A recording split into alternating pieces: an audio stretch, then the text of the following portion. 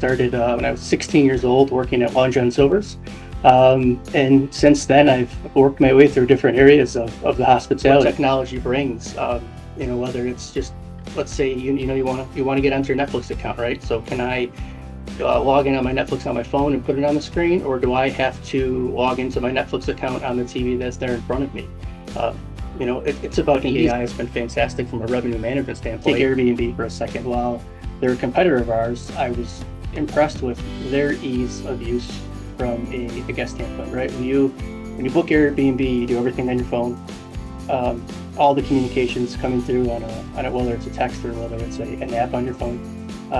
You don't check in with somebody, and you can still have a really nice experience.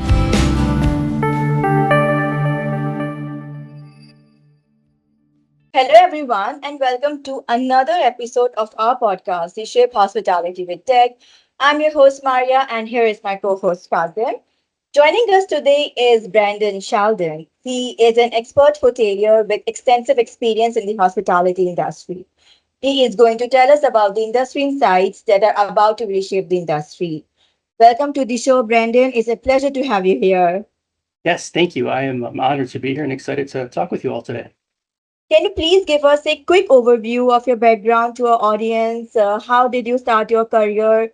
One thing I'm kind of curious, and of course our audience too, is what motivated you to start your career in the hospitality industry? Yeah, so I guess really at the end of the day, it's all that I've ever really known. I started when I was 16 years old working at Long John Silver's. And since then, I've worked my way through different areas of the hospitality. So originally from Buffalo, New York, I am a huge Buffalo Bills fan, so go Bills. Um, Through my career there, food and beverage for the most part. I then took an experience to northern Michigan in an island called Mackinac Island. I had an opportunity for a seasonal job.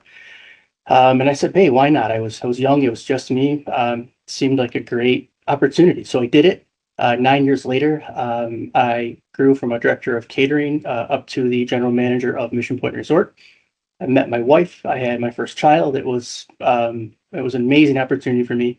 But after 9 years, we decided it was time to take our family and make a move. We then moved a little bit lower in northern Michigan down to Traverse City. I spent 3 years there, 2 years working for a company called Greenwich Hospitality, and then I took a year away and I worked for a short-term rental company. I had watched Airbnb and Verbo disrupt the hotel industry, so I said, well, I want to go learn a little bit more about this. Let's go see what this is all about. So I did that for about a year. And then almost a year ago now, took my family, moved to the suburbs of Chicago and Naperville, and I'm here today working with CityGate Hospitality. You have had a great career working in various departments with outstanding properties. Considering to this, what were the biggest struggles and challenges you faced in your hotel career, and what are the important factors you have learned from those experiences? Can you tell us about that? Yeah, definitely. So I would say, every day is something different, and every day brings a new challenge. For a long time, we called them issues, and then I said, okay, look, issues are hard. It's hard to work through an issue. Let's focus on the challenge because challenges are fun, and there's always we can find a positive outcome. And a lot of those challenges were people problems. Working on Mackinac Island for 9 years, it's a seasonal industry, so it's open for 6 months. So our employees, peak of the season in July, we've got 300 hourly employees working for us. Off season, when we close the door, we go down to about 30. So it's staffing, it's seasonally staffing. It's taking your power levels of your team up and down and working through those different challenges. But you look at what's in front of you and you find new ways, right? Whether it's visa workers, visa students, folks who are out in Colorado working for one season, looking to work, somewhere different for the next season. You have been in the hotel industry for many years, and you understand that how important travelers are for every hotel. As you have been seeing that hotels are finding new ways to make traveler experience easier and more enjoyable by offering unique services and amenities to help them, right? As we are in 2024, in your opinion, what are the top emerging trends that you see in the hotel industry that improve the guest satisfaction levels and enhance operation efficiency for businesses? Can you talk on this? Yeah, I can. Yeah, obviously, technology is a huge component of this, and you talked about easy and ease, and I think that's a big part of this. folks are looking for, they want, when they walk into a hotel room, they want that to work the same way that the technology or whatever the experience is for them at their house. You know, we're not looking for having to remember, oh, how I did this last time or how I did this here. Right? We want things to be as easy as possible for ourselves. Um, so taking a look at what technology brings, you know, whether it's just, let's say you know you want to get onto your Netflix account, right? So can I log in on my Netflix on my phone and put it on the screen, or do I have to log into my Netflix account on the TV that's there in front of me? Uh, you know, it's about ease and what people are looking for, and I find it interesting, right? It's like, you know, it's the Apple versus the Android kind of comparison, right? Like everybody has something that this is how they do it, and typically it's one of two ways. So how do we as hoteliers find new ways and continue to make that easier for our guests, and just harnessing what technology brings and how we can use it. Yeah, that's the biggest driver for me is just keeping up with technology and making sure that we can keep it as simple as possible for people, but also utilizing it to everything it has to offer. As you may know, hotels are increasingly using AI to personalize everything from check-in to check-out and also enhancing in-room experiences. So, do you believe AI can improve guest experiences and create new opportunities for the industry? I think it can. Yeah, you know, I've not seen it in action yet, so it's hard for me to say that yes, and it's going to be this way. I don't know what that looks like. You know, I think AI has been fantastic from a revenue management standpoint. You know, it's helped simplify a lot of the data that's out there. Um, you know, we often wonder of how AI can help us learn more about our guests. Um, but I'm struggling right now of actually seeing what that looks like in reality. I'm excited to see what can come from it.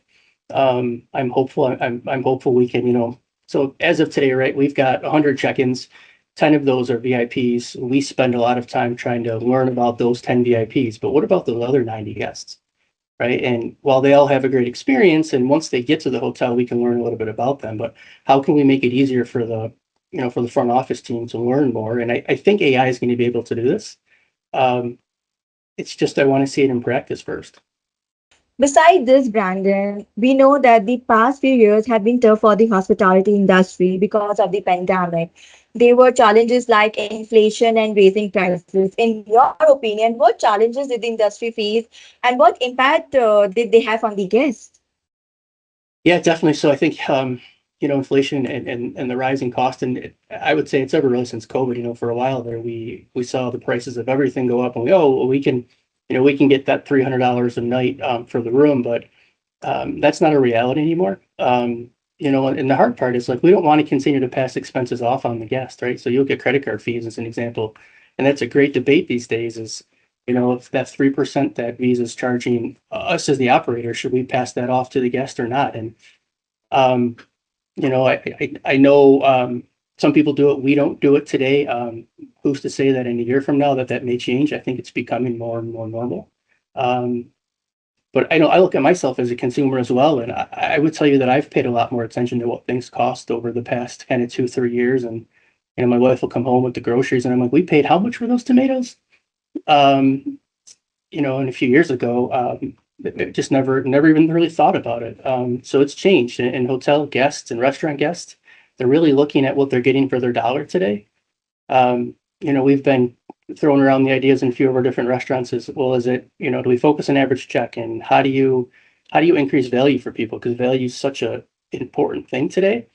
I actually just read a great article about, you know, a restaurant is looking at adding value, and, you know, well, what if they give unlimited French fries, or if they give you unlimited broccoli, right? Not a huge cost um, to the restaurant itself, but you're finding new ways to add value, and I think that's what our guests are looking for.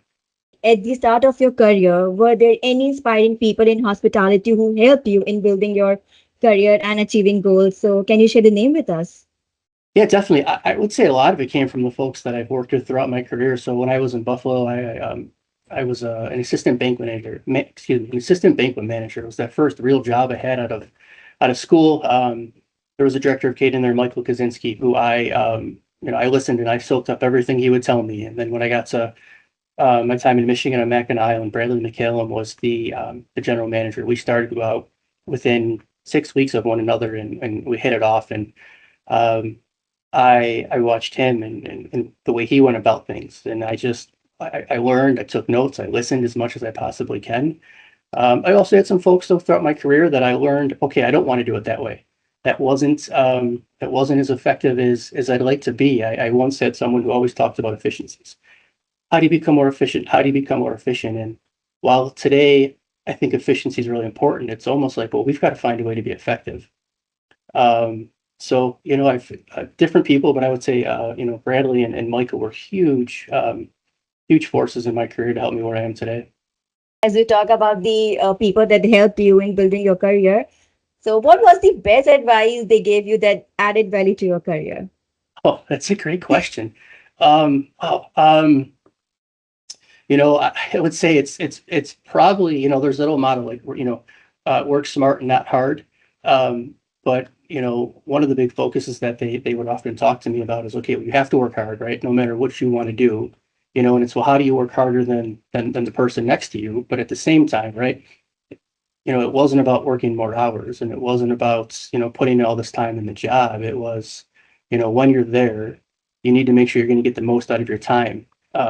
You can work for, hospitality will take whatever it can get out of you, I found. So, you schedule yourself for 50 hours, you're going to work 60. You schedule yourself for 40, you're going to work 50, right? So what do you want to do with that? And they would always tell me, like, if you're gonna find 6 hours in a day, no matter how many you schedule yourself for, that you're gonna be able to be productive. So get the most out of those.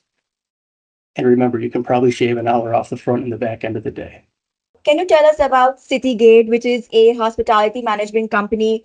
How many properties they manage and own? Sure, yeah. So CityGate Hospitality it's a very small hospitality company. We are in the suburbs of Chicago, so Naperville, Illinois. It's about 30 miles west of the city itself.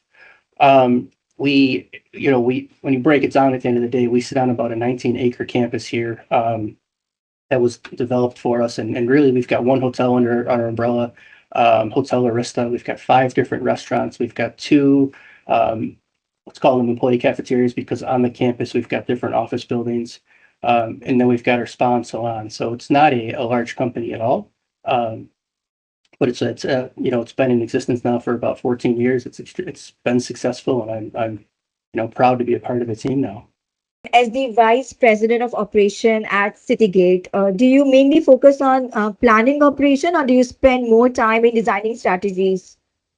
Yeah, so it's a little bit of both. I ideally all my time would go to planning strategies and the bigger picture thinking of it all. But the reality comes in that um, planning and working and supporting the operation teams is really important. What we do. We're not a large company here, so I don't have multiple. I don't have this large corporate team that I can shift over to a restaurant and support. So sometimes it comes right down from me. Uh, but at the end of the day, strategy and really growth is a big focus of mine, and one of the main reasons that I'm here today. How do you make sure your operation plans align with your revenue goals? Making sure that the operation plans are clear and concise, and one thing I've learned throughout my career is that I can put together the greatest plan on a sheet of paper, but if I can't get the team that's having to use these plans to buy into what we're trying to do, so I put a lot of time in. How do I and how do I bring the leadership teams? Let's take one of the restaurants, right? How do we take our general manager of our CityGate Grill and our executive chef and say, hey, let's build this together. I want to make sure what I'm putting on paper is achievable, and you guys think that you can do this, and you guys are completely bought in because you are a part of um, creating what this operating plan looks like. Being an experienced leader in hospitality, you must agree that training is an important part for improving staff skill set. So, can you tell us what training program do you offer that help them enhancing their skills? Yeah, so training is key to what we do, and I've always found in my career that from the moments you're interviewing people to the minute they step in the door for day one, and a lot of day one is spent with HR. So what does that experience look like when they first arrive and they're meeting with the human resources team, right? How do we set them up to be successful and to say, okay, this is what they should expect the minute that they walk in the door with us. Um, so training is important. It's a huge thing, and it's really So today, as an example, training is focused on the position itself, right? So let's say you are going to work on the sales team, or you're going to come work in the restaurant. Both of those, while they have the same fundamentals of training, there's different layers. There's different pieces to what it is, and those fundamentals. They really they talk about the story of who we are and what we're trying to do, and making sure that everybody understands the ethos of the company. Um, so, the sales team, if they're going to go out there and, we've got a new sales manager who's trying to sell one of our restaurants, right? And she needs to truly understand what that restaurant is, how that restaurant operates. What does it breathe? What does it feel like? Um, and a part of that is working with the restaurant, spending some time in there, getting to know who their customers are, getting to know who the key players and on their team is, so they understand. Okay, I get this now. It's a completely different mindset of what I was thinking initially. This makes it a little bit easier for me to go out there and sell at the end of the day. And beside this, how do you keep your training program up to date with industry changes and trends? Yeah. So, in a perfect world, I would say quarterly we're taking a look at those. But our reality is that once a year we get into them, we take a look at what we have. The other thing that we do though is we really try to utilize our team members, right? So, that same sales manager who just went through the training, right after the fact, we're gonna ask her questions about their process, right? Human resources are gonna say, hey, how'd your first 90 days go? Here's the plan that we put in place for you. I can see that you checked off all of these boxes. What could have been better from your perspective? What did we miss? So that's the one side of it. The other side of it too is just making sure that myself and other leaders on the team are staying at the forefront of where hospitality is going. Again, whether it's technology, whether it's the paper that a menu's printed on, or just a little bit of everything. Is how we're staying in front instead of just reacting to everything that we see. First thing that I would like to ask is that we have talked about all these new technologies in the hospitality industry, but what we keep forgetting is that the people, the guests are getting more tech savvy as well, day by day. So what do you think a modern guest expect from a hotel? Yeah, I think it's ease. At the end of the day, I tech for me, like it's almost like a buzzword today, because there's so many components to it, right? There's like, you know, be, I was doing a little bit of homework before I jumped on this call, and I googled, tech in hospitality, and like it pulled up, all of these different things, and it's all these different platforms trying to sell you different pieces of what they have and what they have to offer. So it gets really like, okay, so when we're talking about tech, and what does that actually mean to people? And again, I'm going to break this down. I think the most important thing our guests are looking for are ease, right? Um, you could have your guest room that everything's automated and everything's works off of an iPad, or you could have everything in your guest room that works off of let's call it, whether it's AI or just asking Siri to turn the volume of the TV down, right? I don't think today guests are. I don't think they care which option that you go, right? I think what they care about is does it work, and do they know how to do it? I think that's going to be the most important of what they're looking for today. But now I do say that, right? And if a guest checks into a TV and the picture quality is not great, as an example, right? That's going to be a problem for them, because for a few $100s, you can go out there and buy a great TV today with great quality. Um, so I would say, it's going to be a high quality piece of tech, and then it's going to be ease of use. We have had some people on our podcast that believe that the hospitality experience that we know as of today would be completely, redefined. People, won't need to check in at the desk, and they will just, check in remotely and go to their rooms. So basically, the people touch, the human touch will basically be eliminated. But then we have people on our podcast who believe that hospitality is fundamentally about the people. So you cannot have hospitality without human touch, and it will stay forever. So what's your take on this? Yeah. Um, so I guess, for me at the end of the day, it's a little interesting. So I mentioned earlier about my career journeys. I took a little bit of time off and I worked for a short-term rental company. So just take Airbnb for a second. While they're a competitor of ours, I was impressed with their ease of use from a guest standpoint, right? When you book Airbnb, you do everything on your phone. Um, all the communications coming through on a whether it's a text or whether it's an app on your phone. You don't check in with somebody, and you can still have a really nice experience. So I don't want to take anything away from that. Me personally, though, I'm a people person, right? When I'm going somewhere, there's something special about asking, whether it's the bartender or somebody working, or even the guest that's sitting next to me, like, hey, I'm visiting this area. Where should I go for dinner tonight? Um, and you you can't take the people out of hospitality no matter what you do.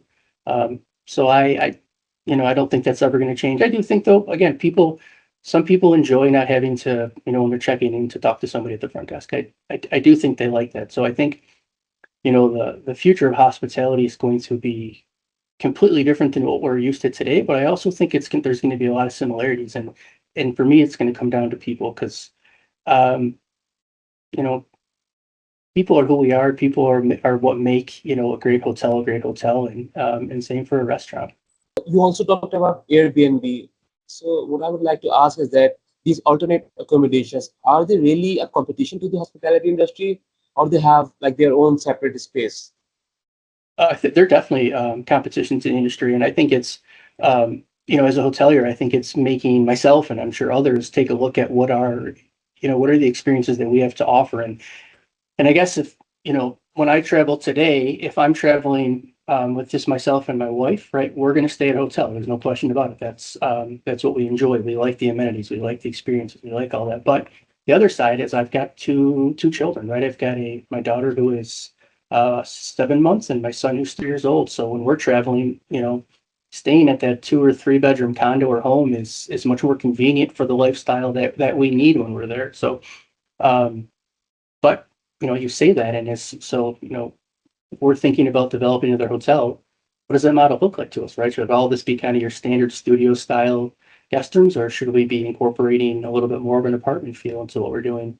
Because there's a lot of folks that are out there traveling with, whether it's with kids or friends or family. So um, yeah, we need to be thinking about the big picture, right? And we talk often about who is the guest. Well, it's not just one person, it's not just one demographic, it's not just one traveler. So how do you have something for everybody?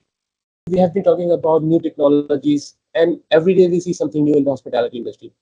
So, what do you think should be the strategy of hoteliers while building a new hotel? What steps should they take to make it future proof? Yeah, so really understanding what it is that you want to get out of the technology, um, making sure that what you're going to put into it, right? Obviously when we talk about ROI, or what's going to be a return on it, right? And even if it's not a dollar, even if it's just a great experience out of it all, you know making sure that it's really thought out. I find that um, folks in the hospitality industry, the most important thing to us is time, and we don't have enough of it. So we often, we're making decisions or thinking about things in such a short period of time that we don't get that opportunity to really think through what this looks like in technology. You have to with technology. You need to be thinking not just tomorrow, but 3 to 5 years down the line. Like,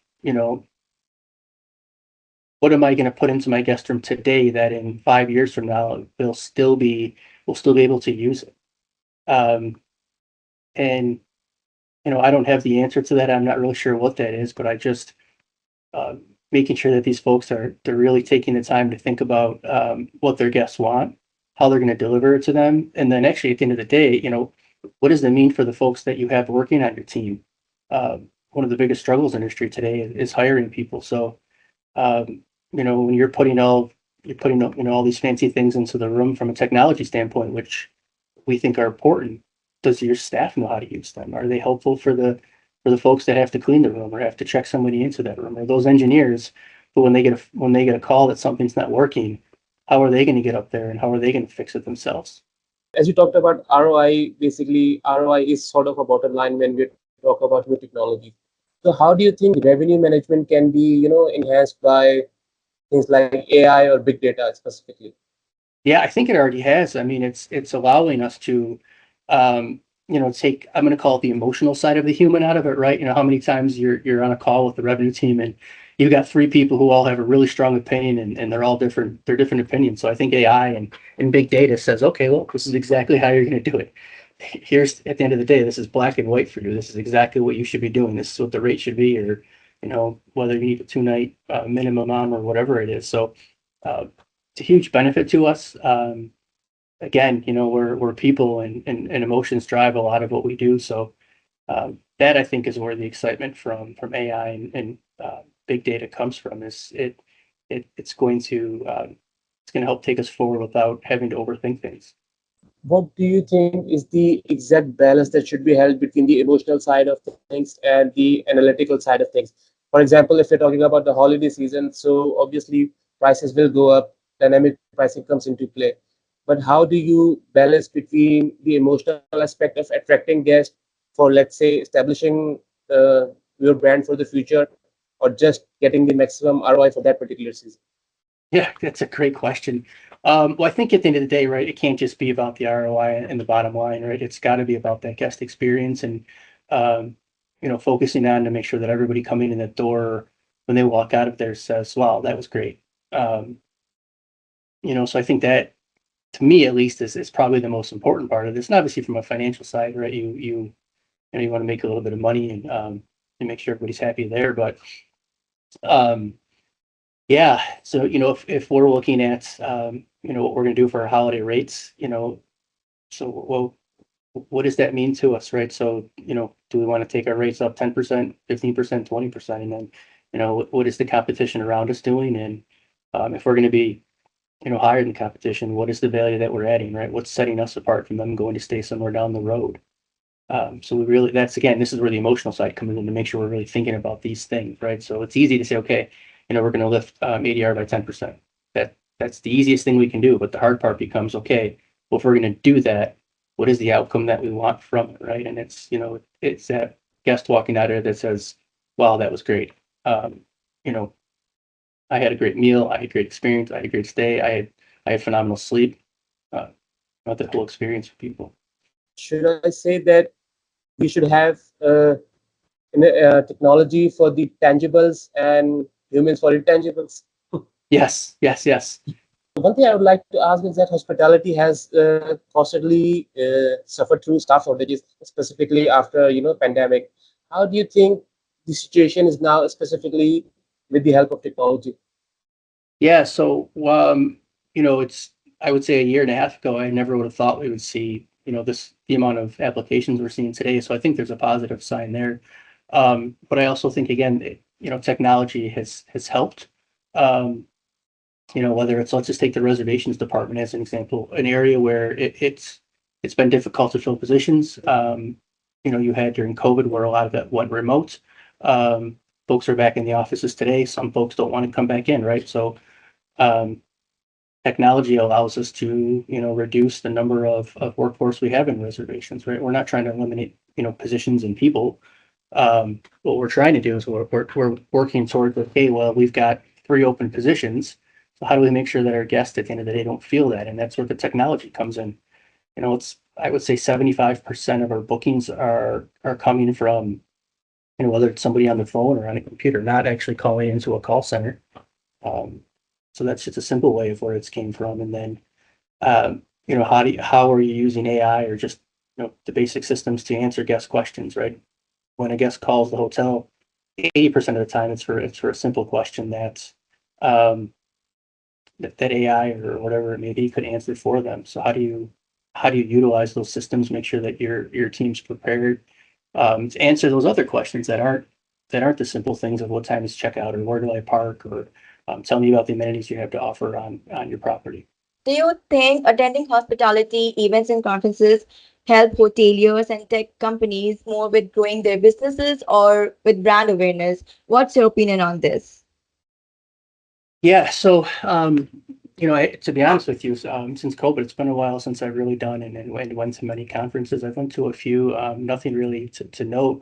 Um, but what I miss is I miss, the interaction of working with other leaders or hoteliers, and then also um, hearing from the vendors and the folks that are out there selling the product to you. I think some of the big value of going to those conferences is you have some extra time, right? A lot of the times when we're thinking about a new product or new technology, we're a cold call's coming in, and you get this email, and you have such a short window to really try to understand what this product can do, and making sure that the folks that are selling it understand what you want out of it. But when you're at those conferences, I think you've got more time to really sit and digest everything and ask the right questions and see the big picture. As you said, you have been visited in some of the conferences and events. So, can you name those conferences? I've been to High Tech prior. and then the hotel and lodging conference as well. Another thing I want to ask here is that you started your career as a assistant banquet manager and you have come a long way since then. Many young people are listening to this podcast. So, as a hotelier, what advice you would give to younger generation? Yeah. Gosh, I was thinking about this earlier, and I wrote down kind of four words that I thought about, right? So curiosity, people, adventure, and growth. Um, those are, to me, of like it, they're fun, right? And they're exciting, and so I would say to somebody that's younger in their career is to um, obviously you need to focus on your studies and focus on where you want to be, but at the same time, right, be extremely curious, ask a lot of questions, try to meet as many people as you can, and then think about the adventures that are out there for you. I mean, no hotel's the same, no restaurant is the same, so you can you can go from working at a hotel that's on the side of a highway to a hotel that's on a little island in the middle of northern Michigan, right? Um, and then to think about what growth looks like, and a lot of the times, um, you may have to take a step laterally, or you may have to take a step down to grow yourself in your career. But I think it's really about growing yourself as a person. Um, so I would tell people just to, enjoy the ride and learn and meet as many people as you can and do your best to have some fun. As you talk about your family, so how do you spend your free time with them and where do you like to go on vacation? Yeah. So I'm a big runner. So when I am not working, I'm doing my best to try to get a run in. And then it's just spending time with the family. We love being outdoors and just enjoying the weather while we have it. And then traveling, it's a mixed bag right now. A lot of our time right now is traveling back to northern Michigan, where my wife's family's from, or traveling back to Buffalo, where my family's from. But my son would love to say that we're taking some longer trips and going down to Florida, where my father is, or getting a chance for him to go to Disney and see Mickey there. Um, but my wife and I, when the kids, before we had the kids, we enjoy traveling as much as we can. There's so much to see out there. Whether it's we spent 2 weeks with my family in Italy, and we spent a week in Tuscany and a week in Sicily, and um, again got to meet some people and enjoy the food and the culture that was there. But travel is it's a gift that we have, and do as much as you can, and we try whenever the kids allow us. As you have said, you have been traveled to Italy. Can you tell us about your best hotel experience that made your stay special over there? Yeah, gosh, my best hotel experience. Give me a second here. I want to think about what this is because I've had some really fantastic experiences. I would say so. I'll tell you two different stories. So one is in northern Michigan. There's a hotel called Hotel Walloon, and my wife and I would spend our anniversary up there when we could. And I remember one year my wife she got sick and she fell, and it was the middle of the night, and I called the front desk, and they were amazing, right? Like sometimes it's when unfortunate things happen that you realize how great of a place that you're at. Um, and then I would say the other side was actually it wasn't when we were in Italy. It was when I had a chance to go to travel into South Africa, um, and we were in Cape Town, and I stayed at it was an independent hotel in a vineyard, and I mean, it was everything you could have ever asked for. It was the best night's sleep that I ever had. It was, the best breakfast that I've had, um, and while all that was great, it came down though to the people who knew exactly who I was. They knew what I was looking for, and treated me like I was supposed to be there. It was a great talking to you about your industry experiences and really appreciate how you share your thoughts on how technology is shaping the hospitality industry. It was truly insightful. And I'm sure all your insight will be helpful to our audience. Once again, thank you for joining us. Yes, thank you for having me. I hope you enjoyed watching today's episode. Don't forget to like and subscribe for more interviews with industry leaders. Follow us on our social media at Advanced Hospitality Technologies. See you with another guest. Till then, take care and have a great day.